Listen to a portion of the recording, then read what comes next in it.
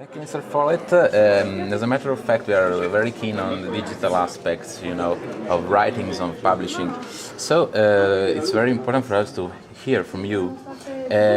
What's your opinion on some aspects? I'd say, first of all, with these relationships opened up by the internet and the web. The context maybe has come out very remarkably near the text. So I mean audience, I mean your readers that can give you in some way some feedback about your writings. Of course, your ego is there, you are Follett, but how this impact on your writings? What are the plus and the minus of this kind of happening? We don't know where it's going. Well, I've always listened to what my readers say about my books.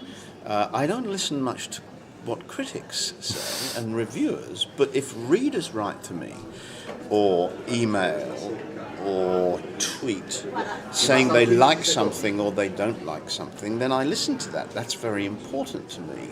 And sometimes I write back to them and say, tell me a bit more about what you mean about this. Because after all, when I write a story, I'm trying to thrill you. I'm trying to get you excited or passionate or angry or sad or something.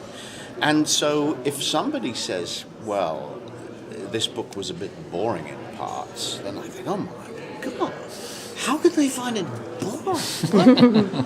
And so for me, it's very important to listen. So the fact that they can very easily now, they can send me tweets and emails and so on, I actually like that. You feel some pressure about this, or is it okay? It's not really. It's good pressure. Okay. It's good. Any creative artist feels a certain amount of pressure to produce something good, and readers telling me what they like and dislike helps me. And you think that the publisher will survive to this impact? Well, I think our business will change, of course. Yeah. And, downloads are becoming more and more popular. And listen, it's a miracle. Yeah. You can press a button and somehow the book comes through the air. And then it is on your e-reader or your Kindle or whatever. That's incredible. That's fantastic. Yeah. And it's a great way for us to sell books. Of course, when the technology changes, the rules have to change. We have elaborate rules about intellectual property, which are designed to make it worthwhile for people to write books and songs and make movies and so on.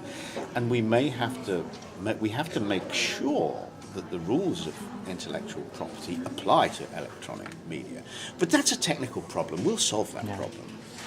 Are you open to let your readers into your writings in the making, or you think it's just a question to share the products? Sorry for this word of your creative process. Well, I tweet quite a lot about the writing process. In the meantime of the while I'm writing, I tell my followers what I'm doing, what my characters are doing. Sometimes if I've got a problem or something that intrigues me, I might ask their opinion. For example, recently I asked my readers' opinion about spies in wartime who spy on their own country, because I've got some characters who do that in the book. And I was interested, the moral question, is that right or wrong? If you think your country is wrong, we have, in England, for example, we had lots of spies who were spying for Moscow, but they were doing it for idealistic reasons. They were communists. Are they villains? Maybe are they heroes? Yeah. Good question. Yes, thank you. Daniela?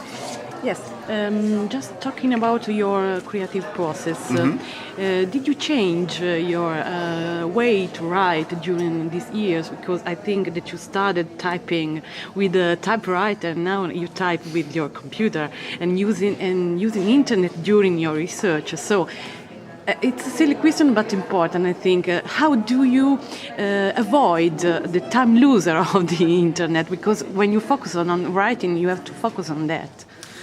You're quite right. That is a danger. If I'm in the middle of a scene and I need to check something, how do you spell Hermann Goering, for example? Yeah. And it's very easy. It's just a click, and I'm into Google, and I'm checking the spec, and then maybe I see something interesting that I didn't know about Hermann Goering. Oh, that's interesting. And before you know it, 20 minutes has gone by and I haven't written anything. So you have to be very disciplined about it. Yeah, thank you. Just a silly question to finish from Twitter. Do you call your followers Folletters, maybe?